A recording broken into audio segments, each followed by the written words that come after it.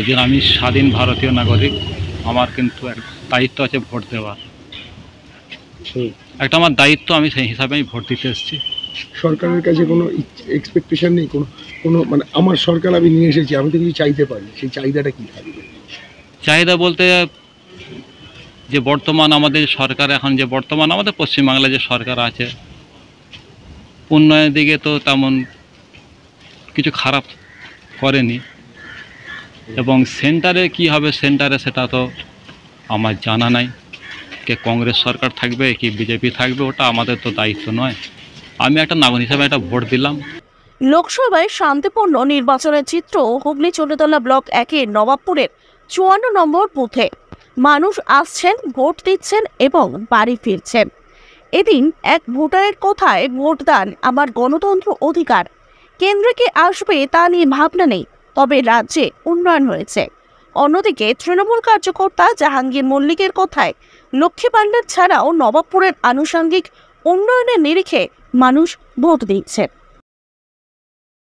একদম এটা অভিষেক ব্যানার্জি এবং মমতা ব্যানার্জির আগাগোড়াই এটা, যে আগে থেকে একটা পশ্চিমবাংলা 34 বছর ধরে যে ভোটের সময় যে অশান্তি, খুনোখুনি, হানাহানি, সেইটা ট্রেডিশন থেকে আমরা বেরিয়ে আসতে হবে। ক্ষমতা দখল করব বলে মানুষকে ঠিকভাবে ভোট দিতে হবে, ভোটের প্রহসন হবে, এটা ঠিক নয়।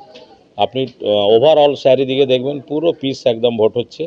জনগণ যাকে চাইবে সে জিতবে, একদম খুব পিস, এইটাই চাই। এটা জনগণও চাই, আমরাও লোকাল এরা যারা আমরা রাজনীতি করি আমরাও কিন্তু এটাই চাই, এই জিনিসটা যেন হয়। আমার এখানে ভোটার 913টা মতো।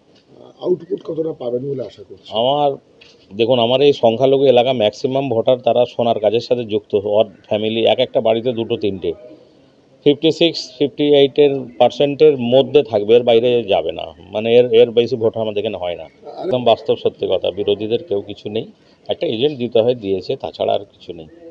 মানে 12 মাস তো মানুষের সাথে থাকতে হবে জনগণের, তবে তো আপনি লড়াইটা করবেন না। খালি ভোটের সময় আসবো আর এসে এজেন্ট দিয়ে দেবো, এটা খালি খানাপূর্তির ব্যাপার। ওই জন্যই দেখতে পাননি, বুঝলেন। আমরা সব সময় থাকি, ওই জন্যে আছি। বাকি যেখানে বিরোধীরা যেখানে স্ট্রং আছে হয়তো তারা সেখানেও নিজেরা ঠিক আছে, কিন্তু এইসব এই দিকে একদম নেই, একদমই নাই। লক্ষ্মীর ভাণ্ডারটা বাদ দিয়ে আপনি বলছেন, আমার এলাকার রাস্তাঘাট আপনি দেখুন না, কোথাও একটাও কাঁচা রাস্তা নেই ম্যাক্সিমাম।